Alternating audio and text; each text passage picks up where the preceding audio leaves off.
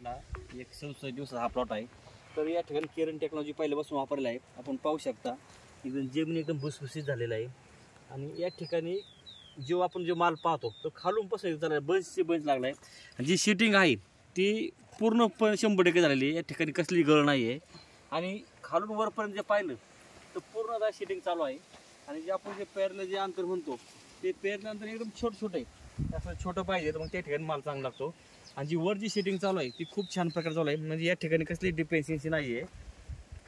काय झालं, पहिल्यापासून केरन टेक्नॉलॉजी गेल्यामुळे काय झालं की इथं अन्नद्रव्याची कमतरता भासली नाही। जे अन्नद्रव्य आहे ते पडून ते सगळं केरनमुळे अपॅक झाल्यामुळं साईज चांगली बनली, कसल्याही रोगाला बळी पडलं नाही। म्हणजे जी आपण म्हणतो डिपेन्डन्सी ती इथे कसल्या प्रकारे जाणवत नाही। आणि बऱ्याच ठिकाणी या पावसामुळे काय झालं, जी माल आहे तो व्यवस्थित लागत नाही। पण या ठिकाणी पूर्ण माल एकदम भरगच्च भरलेला आहे, खालून वरपर्यंत एकदम भरगच्च भरला आहे। साईज जम्बो झाली, साईज चांगली झाली।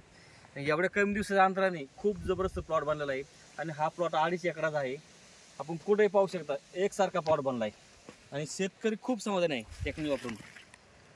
त्याच्यामुळे आपण हा अनुभव आपण घेऊ शकता आपल्या शेतामध्ये।